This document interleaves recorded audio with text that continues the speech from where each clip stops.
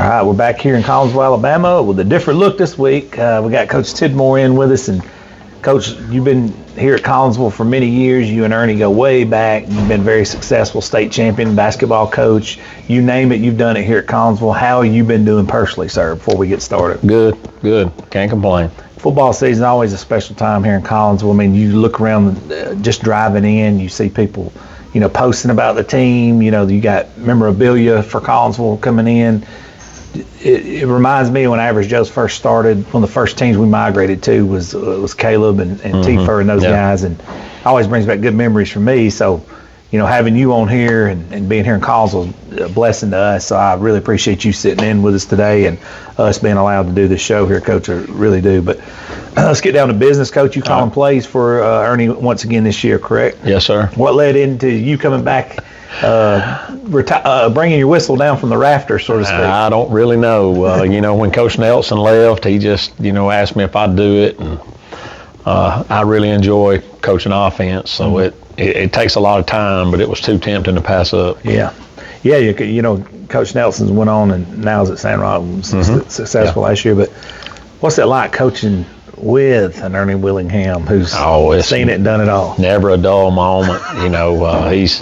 He always brings a lot of excitement and, good sense of humor. But the practices are still business-like. We get what we need to do done. It's just a lot of fun. This staff, we have a lot of fun. Y'all got some characters from Skylar Ray to Ernie to Teddy Ham. Teddy Ham's, Coach Clanton. We got some guys. And I like our staff. Everybody kind of brings a different viewpoint to it, and we kind of collaborate really well. Nobody's too prideful to, hey, we need to do this, we need to do that. So it's a lot of fun. How important is that in the society we live at now, that it's look at me first and then we'll worry about everybody else later? I can't speak for everywhere else, but I bet it's pretty rare now. I like our staff. It is rare. I listen to everybody on our staff.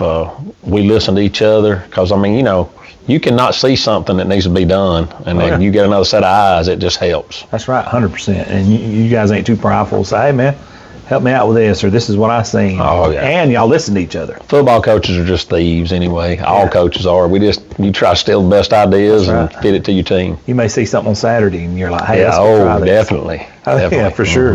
Well, Coach, let's get down to it. Last week you guys had Whitesboro Christian, and if I'm not mistaken, it's 24-21 game, and I remember Ernie saying, hey, this team, looking at them on film, this team's for real. And they have been good over the last few years, but just take us back to last Friday and what all happened. Well, I think Whitesburg is a pretty good team and very well coached. Execution on both sides of the ball is good. We got over there and had some trouble right out of the gate. Jeremiah Keegan went down with an injury, and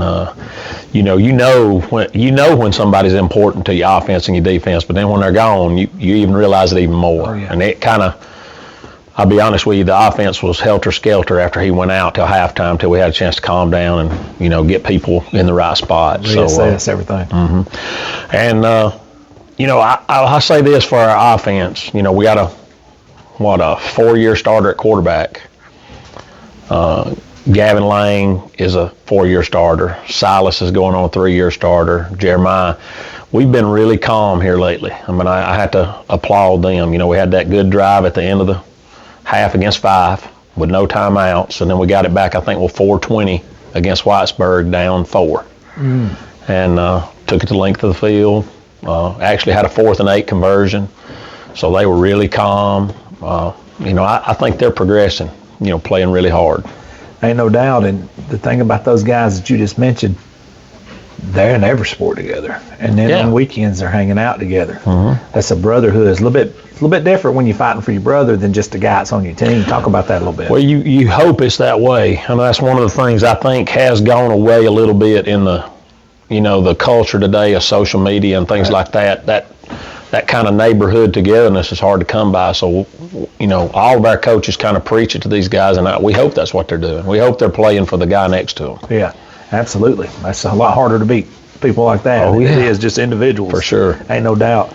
This week, you have Asbury, a homecoming game. Before we talk about the game itself and Asbury, homecoming, in my opinion, is I don't want to say this and sound negative, but it's a lot of distractions. It's a lot of, getting floats done and homecoming queen and court and getting people out there.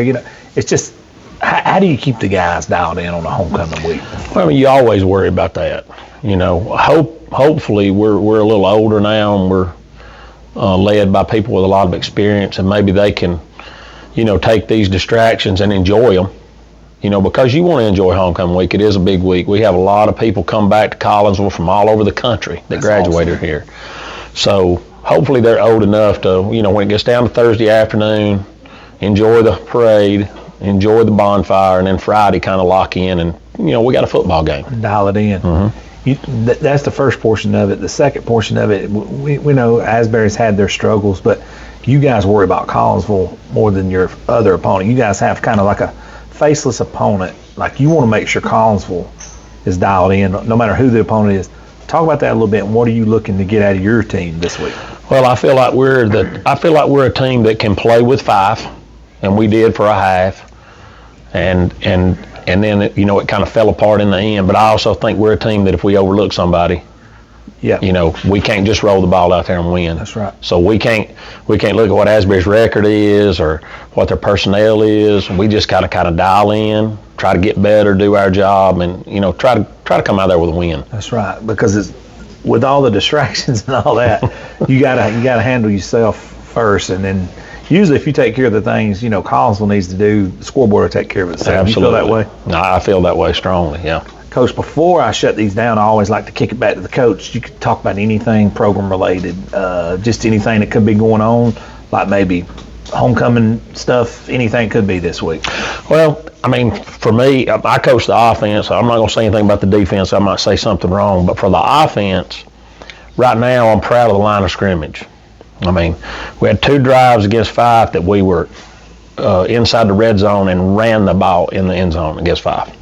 Didn't throw a pass, no trickery, anything like that. And I think anytime that happens, you got to give credit to the offensive line. You got that. They're battling. They're getting better every week. They're learning. And I think the calmness that I've seen, I'm excited about that, to be that last drive, be able to score. And then the defense be able to, we scored a little too early, according to Coach Ray. And the defense being able to come out there with 2 minutes and get a stop. Right. So just seeing that calmness and when the game's on the line, I'm proud of that. One good thing about Collinsville and this football team right here, they're really good right now. And the core guys is juniors. Yeah, they're all back, and that's exciting. Yeah. It sure is. They remind me of Caleb and them's group a little bit, not saying tick for tack, and I'm not here to argue who's better and all that. Oh, we don't want to get into that. They're very similar, and I think in brotherhood and in talent, and of course Ernie and them's gonna say, is it the 78ers or 79ers or whatever it was? Well, we know that's the best team now. Oh yeah, there ain't no question. I mean, hey, you can't even bring that up. That's for sure. But anyways, Coach, it's been a pleasure sitting in with you as well, and looking forward to talking with you some more and seeing you throughout the season. Thank you so much. I appreciate you coming. Thank you.